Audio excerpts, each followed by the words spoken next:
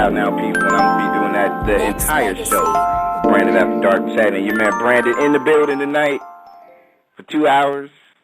We got 2 interviews, and we spinning some music of some up-and-coming artists that I need to acknowledge. I mean, I don't think this young lady that we just played, Jimmy Rain, is up-and-coming, but I think it's only right that I play some of these real dope R&B artists that doesn't have a lot of mainstream attention.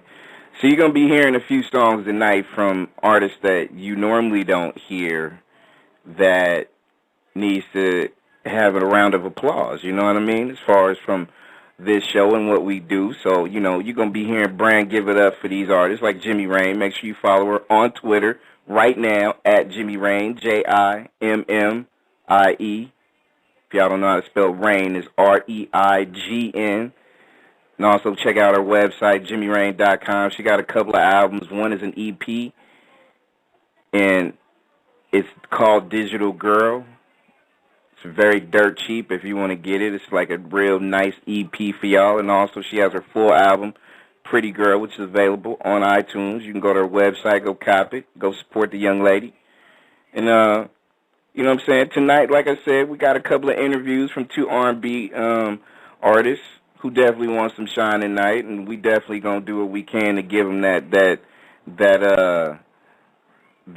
flavor as far as showing our support for the rising stars and the ones that's actually trying to be able to have a footnote in this game and stuff. You dig? So that's what we're gonna do tonight. I'm waiting on the first one, which is TaShawn King.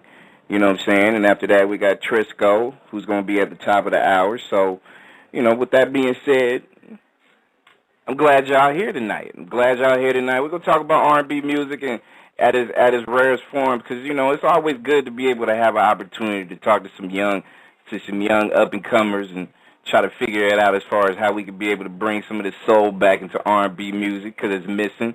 And if y'all lying if y'all saying that it ain't missing. It is missing. It's missing meaning it's small pockets of people that's doing it, but everybody's not doing it. A lot of people are making one-night stand music, and, you know, I don't know. I didn't grow up on one-night stand music because you go back and you listen to a lot of cuts and a lot of stuff that a lot of people do, and, you know, those songs is made for is built to last because they had a lot of things to say when it comes to relationships and love and how to love and all that good stuff, you know what I mean? So, you know, that's what we hear, and that's what we doing. What we do tonight is just bring some of this out to the forefront and let people know exactly what's rocking when it comes to, you know, just putting your R&B stamp in its purest form to the masses so we can be able to give it to them. So, like I said, tonight we have 2 interviews, 2 guests. We got music coming from them as well, and I think I have my man mic'd up and on Branded After Dark, Mr. TaShawn King, in the house. Hey, what's good? How are you? I'm good, bro. What's going on with you? I'm good, man. Thank you for having me. I really appreciate it. Bro. I appreciate you, you know, stepping into the online radio arena, kicking it with some of your possible fans and some new fans that's jumping off here. So, you know, for those that don't know who TaShawn King is, why don't you give them a little bio about yourself, where you from, who influenced you, the whole wop? Man, I'm from Boston, Massachusetts, Taan, a New Edition, New Kids on the Block, yes, cars, you know, all that kind of stuff. My inspiration for music is just really good music. Having music in my family, all the way from the Temptations, Stevie Wonder, you know, Run DMC, you know, all the way to gospel music, the Clark Sisters, the Winings, you know, Commission. Music is my life. My inspiration that's how I breathe. And, you know, if I didn't have music in my life, you know, I'd be breathless. You know what I mean? So Word up. You know, that's what it is for me every day. You know? So when you first started doing music, how old were you when you decided, you know what, this is a passion of mine. I think I need to elevate myself on a regular to let the world know. I started singing in church, you know. I started singing at a very early age. I never really sang lead. I was a little shy. But I think it was the tender age of 10. Well, actually, I wrote my first song when I was like 9.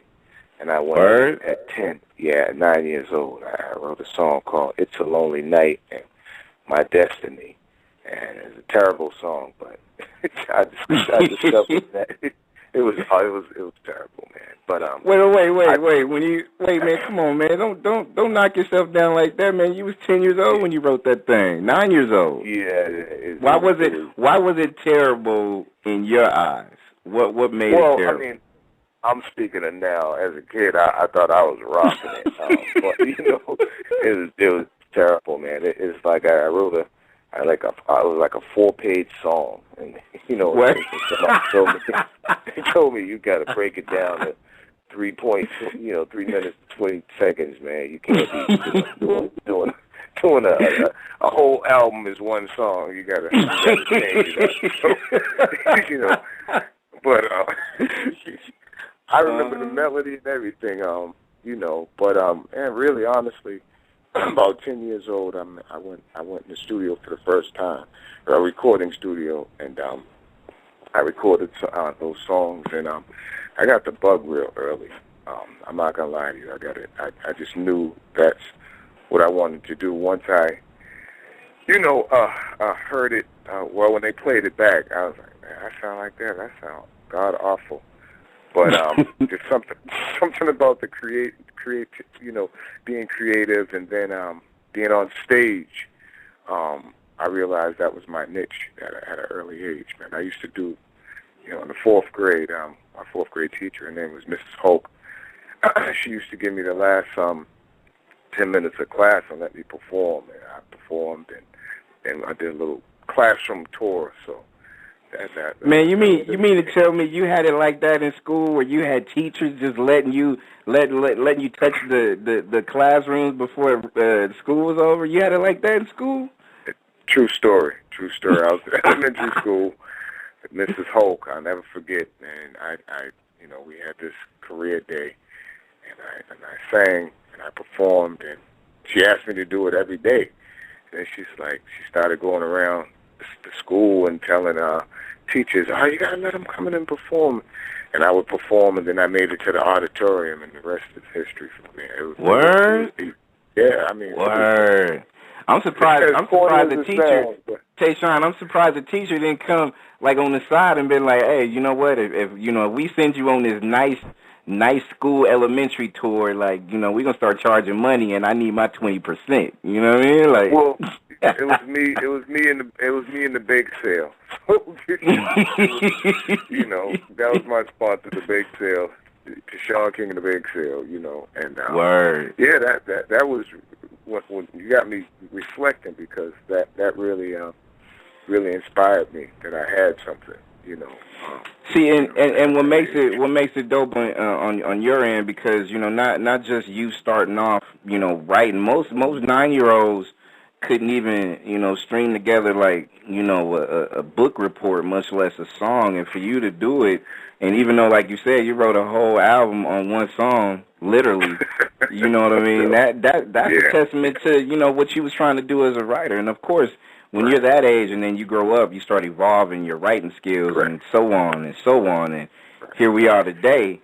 I was looking at some stuff you was doing on YouTube, and I was like, okay, well, this dude is trying to get it in. Like, what's been the biggest roadblock for you trying to be able to come up in this hectic, crazy world we got as far as R&B music? Truthfully, I don't know. It seems like R&B is a lost art, and I say that like amen, resistantly, because to me, I'll just share. This is what I feel about R&B. To me, real R&B is not something that a real R&B singer uses, but a lot of hip-hop artists use a lot of R&B tracks, right, and a lot of R&B hooks and melodies, and it seems like they snatched that and took it and made R&B hip-hop, and then left R&B to pop, and that it just that it seems like it's funny, because I remember being a really I do a lot of music history, And I remember, just listening to some old albums, and some of my older brothers and sisters and uncles would say, I remember when they didn't even really sing on rap. You wasn't a real hardcore rapper if you had somebody singing. Right. And LL Cool J, it wasn't singing, but I Need Love made that tender crossover in terms of people really, having a R&B feel to music. And then it just seems like people don't want substance in music. That tends to be, no one wants to reflect. People just kind of want party music, and when you have a person who really hones their craft and sings, it just, I don't know, it seems like it throws it somewhere. I don't know. And I'm hoping that's a phase that we're going through in terms of the industry now, because there's a lot of non-singers that we call singers, and that kind of that's interesting. No, I agree, because to me, I think, once hip hop and R&B fused, that fusion to me was a blessing and a curse. It was a blessing because it was able to allow the hip hop community to really get into R&B in a sense where you didn't have to be super hard or super soft to enjoy R&B. So I loved it for that. But on the flip side, it got lost into that genre of music where a lot of the R&B acts or a lot of the people felt, hey, I could come off hardcore and still win. But at the same time, it was kind of like what I was saying earlier today about the purest form of R&B is not just music that's just for one night. It's music that you can be able to listen to for years and decades on, and I think that's what's missing. You got too many one-night stand music, and you don't have enough, long-lasting. It could be a breakup song, and those breakup songs could still be heard from decades on, and we don't have that nowadays. A lot of people is making that real quick music. But what puzzles me?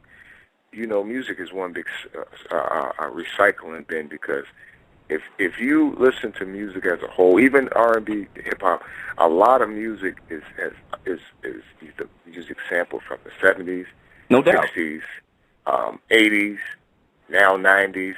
So I really don't understand why people can. If you really think about it, even sometimes you hear a song, or the younger generation will hear a song and be like, "Oh, this is a hot song, man. That was from SOS or M2 Man."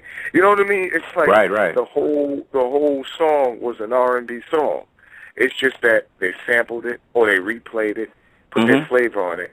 But what made it a hit is because it was already a hit before. There you go. This generation. So to me, I just look at good music, bad music. I don't try to put it into, the categories where, I think people marketing wise, people, I'm a pop artist, but I'm sitting back saying, even for a pop artist, I'm working with Maury Starr at a very early age. He understood. I mean, it was a marketing scheme. Take a white act, make them, give them black appeal, and it takes off. But when you really strip it down, they didn't have the raw talent that a black artist or a black group or whatever could actually have. It was a machine. So it was gimmicky. Nothing wrong with that. Hey, it's a marketing genius. You do what you got to do. But I still don't think it should have moved the pureness aside. Right. You understand?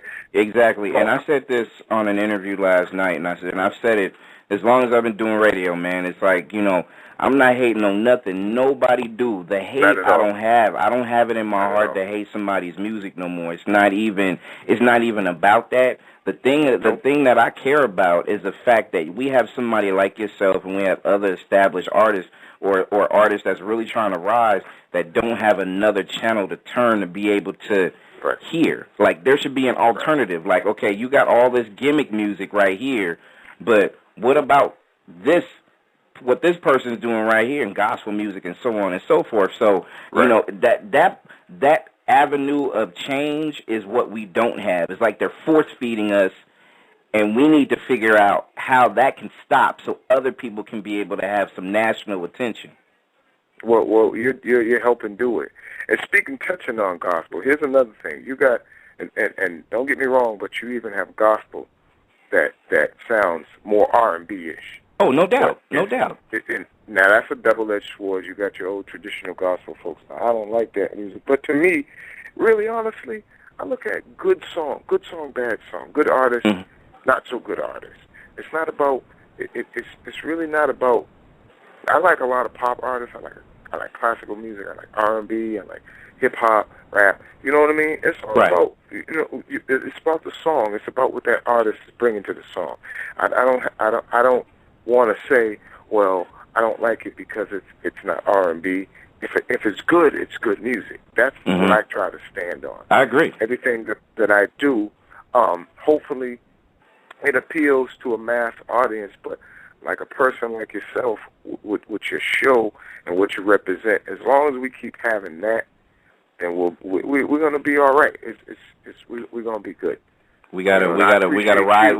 What was it that they always say? We gotta ride the wave. We gotta make sure we ride it all the way to the end, and don't let it fall or consume you. You know what I'm saying? We got TaShawn King in the house on Branded After Dark, and I'm gonna run a track from you. I'm gonna run "Got Love," and we're gonna come back and we're gonna talk about just responsibility, and we're gonna talk about just everything you got going on too, as far as projects and where the people can reach you as well. But I want to do one more segment with you after we run this track and talk about just responsibilities in R&B and how we can be able to bring some of this stuff back. Meeting of the Minds right here on Branded After Dark. Got Love.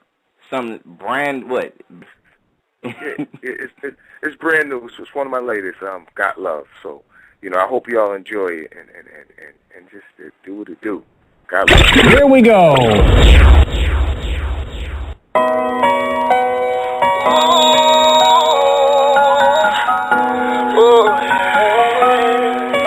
TaShawn King.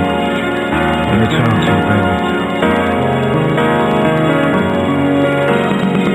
A lie plus a cheat. Someone hurt, someone leaves. Should've known that the way that it began, baby, it would end so wrong of he to play with your heart, watch them torment your soul. Oh, baby, if I could, I would give you my all just to guide you. Let me supply you, wouldn't deprive you. Girl, I got love for you, babe. Say my love for you, babe. I got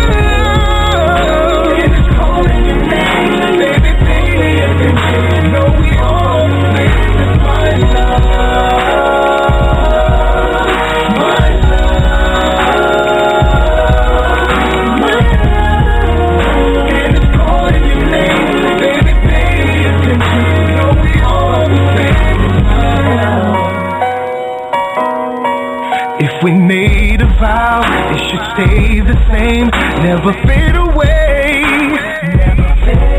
Girl, from that day, I'll give you my word. Promise you I'll be your night and day. Invest in me and be worry-free, yeah. Be worry-free, oh. I would give you my all just to guide you. Let me supply you, wouldn't deprive you. Girl, I got love for you, babe. Say my love for you, babe. I got love. And it's calling your name. Baby, pay attention. You know we all make this my love.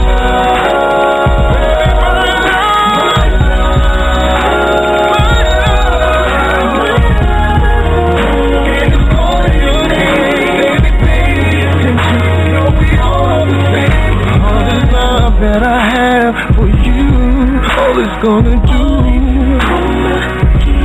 is make you feel stronger, so stronger. All this love that I have for you, all it's gonna do is make you feel stronger, so stronger.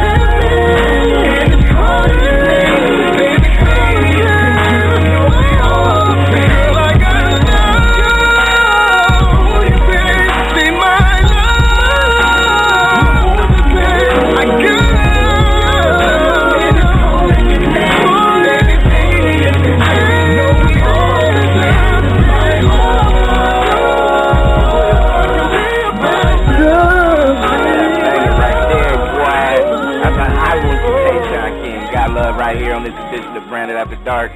Oh yeah, that's definitely ill. You gotta supply the world with a video for that. I hope you got something in line. Oh yeah.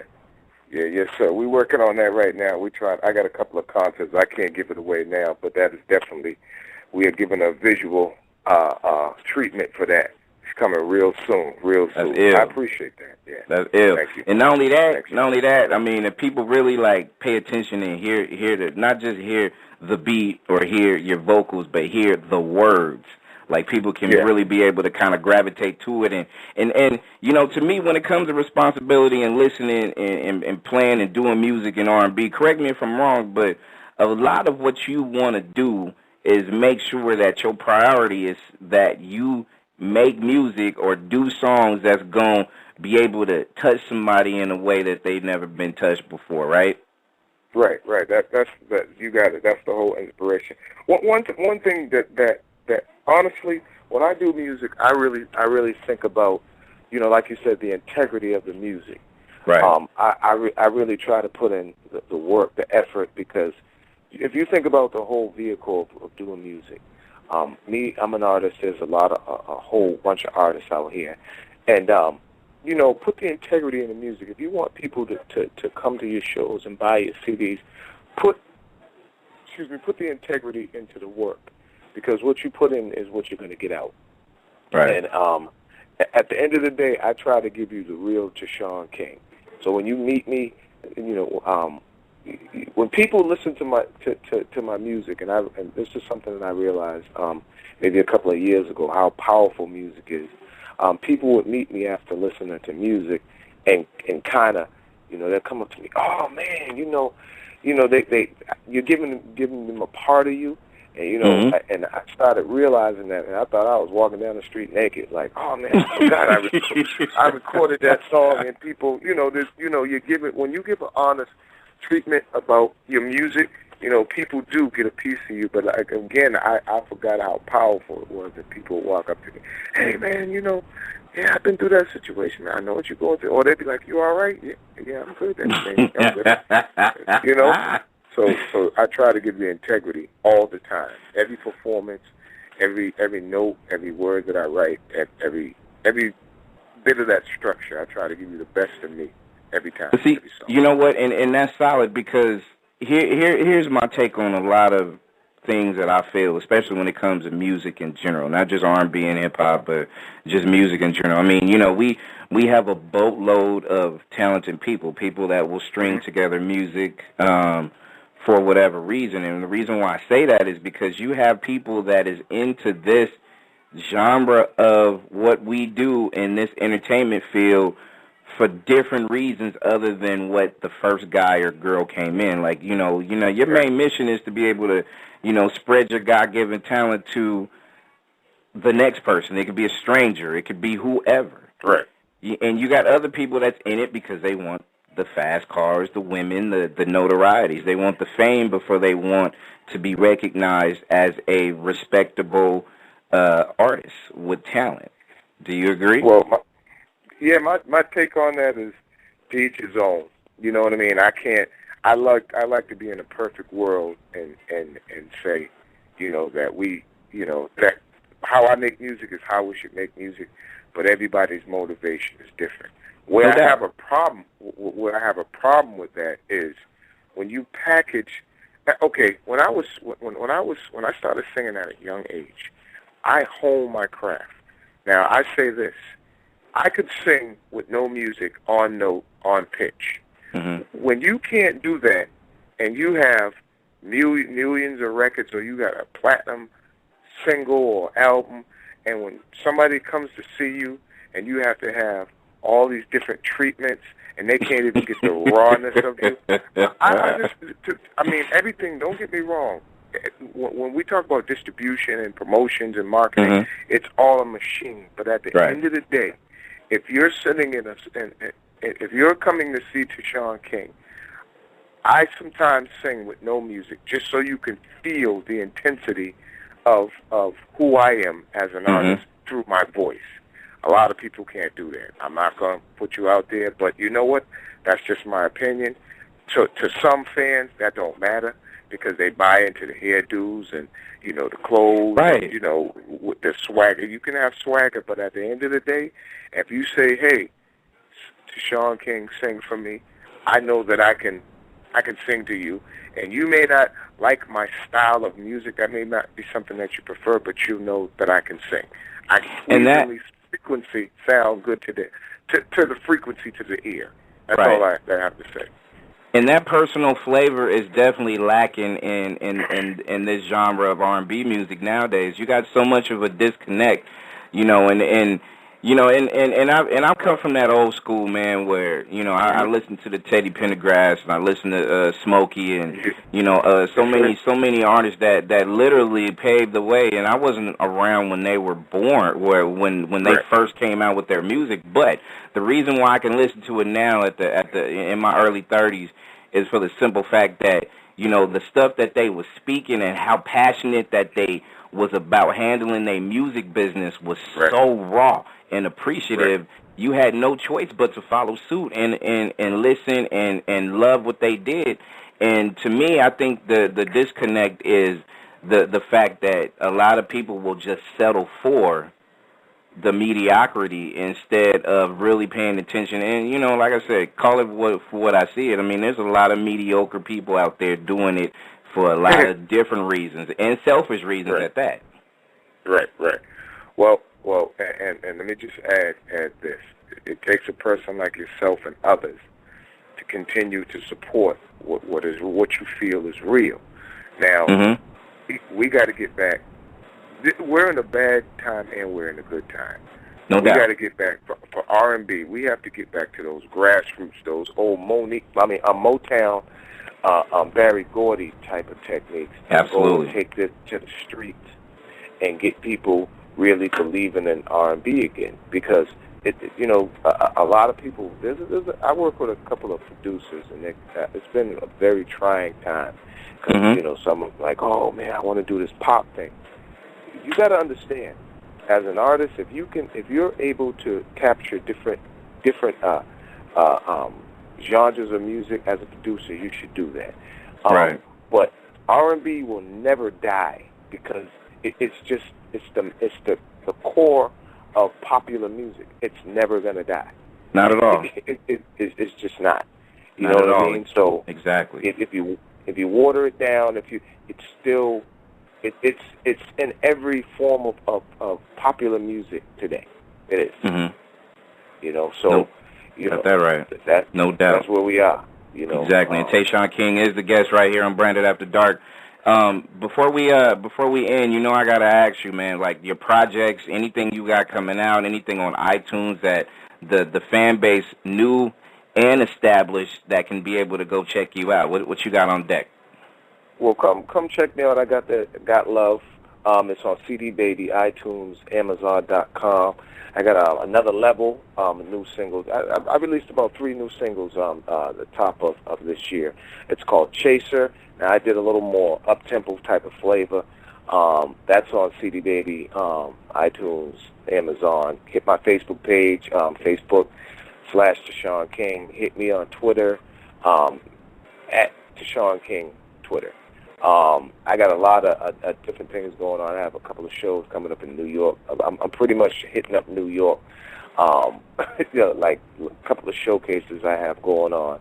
I'm in Miami on the 6th of June. I'm all over. I'm trying to get on a European. I'm trying to get on a European tour. ASAP. I have a show coming up on June 2nd at John Hancock Building. And that's going to facilitate whether I get on, you know, a couple of European dates. So I'm all over the road. Keep hitting me on CD Baby and iTunes. I'm just releasing singles right now, working towards the album. Okay. And hit up YouTube, and everything's TaShawn King. You know, TaShawn King. You know what I'm saying? So. And Twitter, people can follow you one more time because I'm about to hit that follow button in a sec. So what's that? Get that to the people again. At TaShawn King, TaShawn King, real simple. And hit me up and check out the music. Leave some comments. Let me know if you got any. Let me know, you R&B fans. I need to hear from you because right now you're the inspiration. Because right now, via the internet and the web, man, we can get an actual immediate response. Absolutely. And that's inspiring. That is very inspiring. We don't have to go through the red tape of labels and different things. You can email me at kingtashawn@yahoo.com, or just hit my Twitter page or Facebook. I'm responding all the time. Now Twitter, I just got familiar with it. I'm trying. I'm not gonna lie to you. I try to, I'm trying to get really good. But most people, if you hit me, I will respond back. I respond back to everybody. Twitter is that real. If you had to graduate and be a part of Twitter, man, because that's where everybody go to tweet their news. You know what I'm saying? That, Facebook, and a few other social media networks. It's serious. Like I said, I'm on Facebook like crazy. I'm just getting to Twitter. I'm kind of new to it, so okay. I'm trying to make it happen. But if anybody really loves TaShawn King or wants to support or wants to come out to some of my venues from in your city, or you want me to come to your city, hit me up. Definitely. Yeah, I'm definitely going to approach you because you definitely got to come to the Bay Area because that's where I'm at, man. We're going to have to get something together so we can be able to get it in. Make it happen because me live, man, I'm like a wild animal. That's what I like to hear. That's what I like to hear. Yo, I appreciate you coming on, and don't be a stranger to the show. And also, I'm about to follow you not just on Twitter, but I'm about to Facebook your page one time as well. And like I said, a lot of the early responses that I got from Got Love definitely will prompt me to play that song once again a little bit later on in the show as well. And we're getting ready to run another level. But thank you for not just coming in. Go ahead, bro. I want to send a shout out to my man Kevin Gray.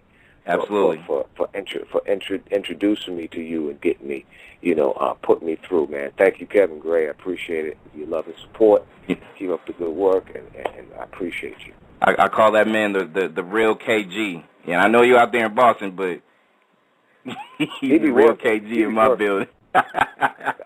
I'm going to use that KG, the real KG, no doubt. No doubt. Big ups, Mr. TaShawn King. Don't be a stranger. I'll definitely be at you on Facebook and Twitter. And like I said, man, many more shows, and looking forward to seeing you on higher levels as well, man. So keep doing what you're doing. I appreciate it. I'm blessed. This is yes, sir. TaShawn King, Branded After Dark. We rocking another new one, another level right here on Branded After Dark.